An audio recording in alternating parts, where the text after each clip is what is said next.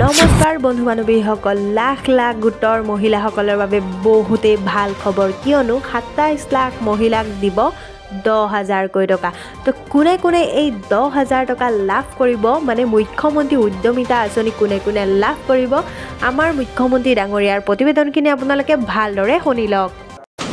আমাৰ ৰাজ্যৰ আত্মসহায়ক গোটৰ সদস্যসকলক আমি ৪ লানি সাৰ্ভে কৰাৰ পিছত কাৰোবাৰ ৩টা সন্তানত আছে নে তাতকৈ বেছি আছে বিভিন্ন সাৰ্ভে কৰাৰ পিছত আমি ৩১ লাখ মহিলা প্ৰথম পৰ্যায়ত এই আঁচনিখনৰ বাবে উপযুক্ত বুলি আমি ইনফৰমেশ্যন বা আমি তথ্য কালেক্ট কৰিছো।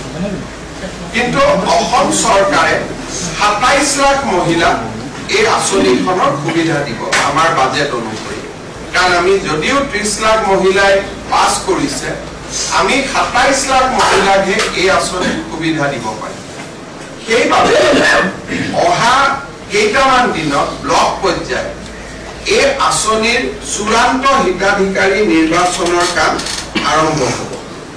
কেবিনেটে সিদ্ধান্ত গ্ৰহণ কৰিছে যে যিসকল মন্ত্ৰী বিধায়ক প্ৰাক্তন বিধায়কৰ পৰিয়াল তেওঁলোকে এই আঁচনিখনৰ সুবিধা নাপাব।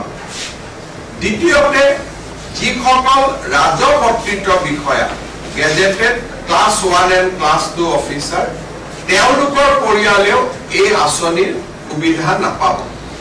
যিসকলৰ আমাৰ মদৰ দোকানৰ লাইসেন্স আছে, যিসকলৰ ঘৰত ব্যৱসায়িক ভিত্তিত ট্ৰাক্স আছে, জেচিবি আছে বা যিসকলে আয়কৰ পৰিশোধ কৰে তেনেকুৱা লোকেও বা তেনেকুৱা আই মাতৃয়েও এই আঁচনিখনৰ সুবিধা নাপাব।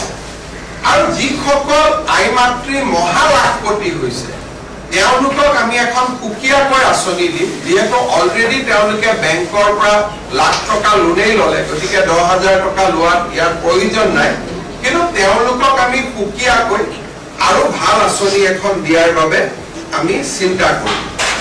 এই ধৰণে আমি যিটো মহিলাসকলক ১০,০০০ টকা দিয়াৰ ঘোষণা কৰিছিলোঁ সেই আঁচনিখনক আমি চূড়ান্ত পৰ্যায়লৈ লৈ গৈছো আৰু আঁচনিখনৰ শুভ উদ্বোধন এপ্ৰিল মাহত আমি বিহালী সমষ্টিত কৰিবৰ বাবে সিদ্ধান্ত গ্ৰহণ কৰিছো। অৰ্থাৎ প্ৰথম বিহালীৰ আই মাতৃসকলক এই টকা দি পেলাই এই আঁচনিখনৰ আমি শুভ উদ্বোধন কৰিম।